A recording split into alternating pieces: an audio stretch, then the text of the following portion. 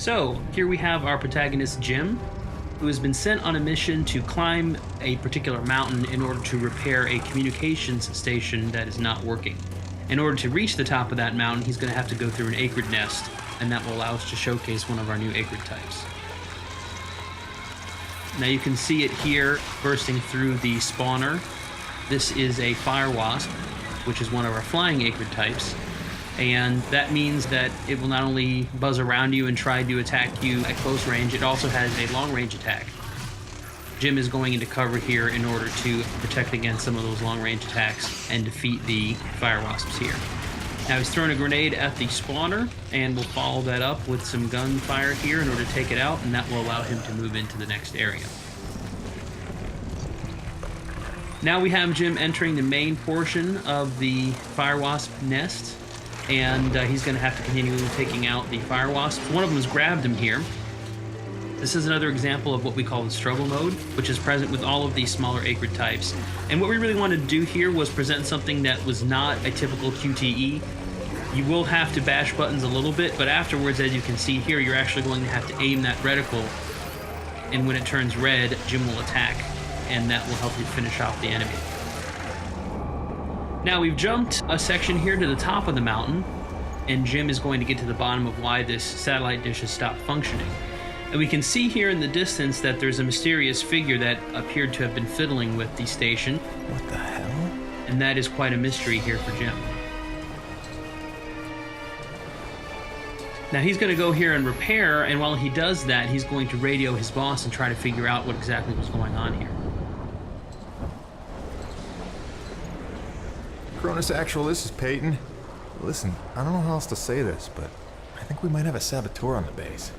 Saboteur? Jim, no offense. You're not supposed to go stir-crazy until you've been here at least a year. I'm serious, boss. Somebody was out here. All right, Jim, I believe you.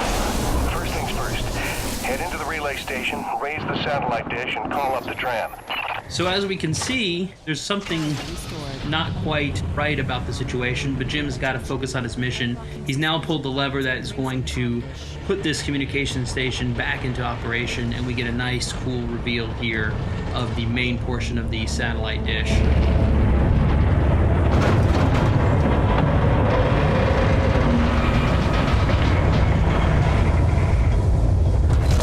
Comm dish locked and ready for transmission. Now that he's restored functionality to the communication station, Jim is going to have to call up his utility rig that he's left at the bottom of the mountain using the built-in gondola system that he's repaired along the way. And this will call his rig up to him so that he'll be able to use it to make some final adjustments, make sure that the base is able to communicate with Earth. So as we can see here, he's operating the gondola system. And that will call the utility rig back up from the mountain, and all he has to do is wait for it to arrive to complete his mission. Cronus Actual, you copy? I've got the satellite dish working, just waiting for the rig to come up.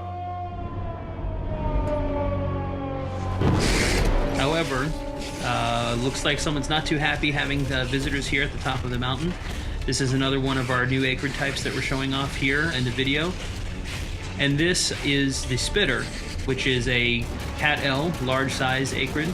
As you can see, it's sort of scorpion-like.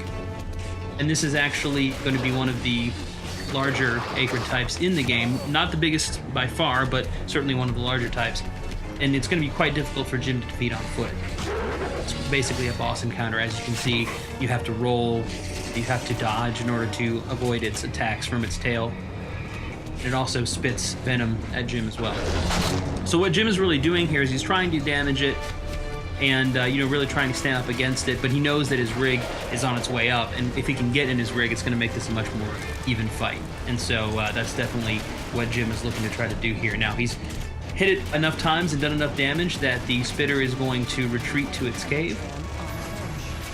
And that's actually good timing for us because it'll give us an opportunity to buy some time while the rig shows up. And we can see a little bit there from the gondola apparatus, the rig showing up here as we take out a few of these fire wasps.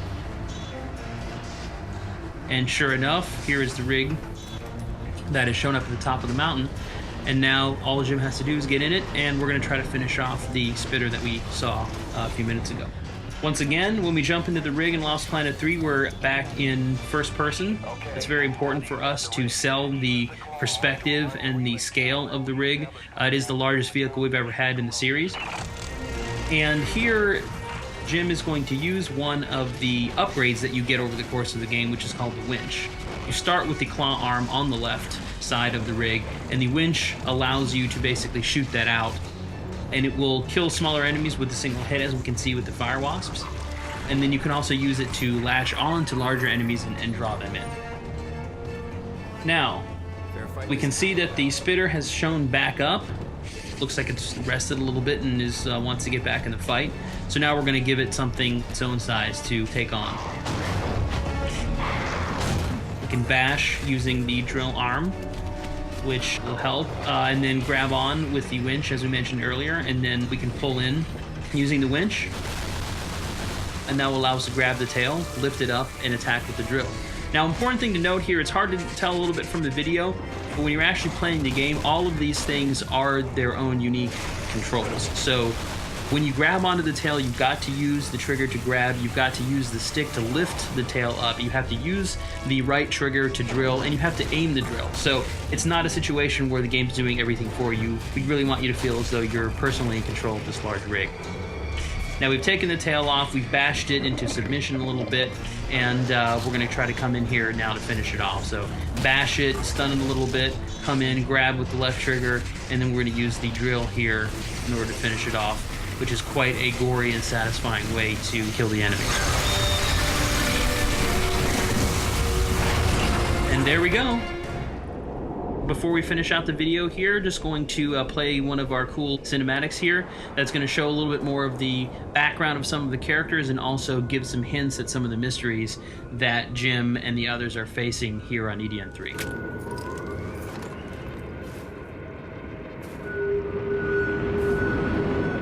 Dr. Roman? Drop your weapon! Whoa, whoa. Easy now, Doc. Who are you? Where'd you come from? I'm Jim Payton. Just here to check Where up... from? Coronis! What the hell, lady? Where else would I be from? Braddock sent me. I know you. Right. They came down with that creepy fella you don't like, with the big head. Just hitching a ride, I swear. I barely know the guy. You may be done aiming things at me now?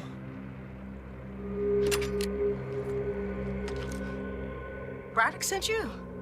I want to make sure you're okay. See if you needed any help. Touching concern after all these months. To what do I owe such an excess of caution? I might ask the same, Shotgun Sally. You've seen it then, haven't you? It? Someone in the distance. Watching. Hard to know what I saw. They say folks start to crack up. Out here in the white too long? Perhaps. Do you feel cracked? Can't say as I do. Then there's something the old man's not telling us. You realize that? Trying not to. I know how it is. You didn't come here to ask questions. But believe me, James, this place has secrets. Keep your eyes open, or they'll sneak up on you when you least expect it. It's all good and ominous, Doc. I'm just here to do a job. That's convenient. I've got one for you.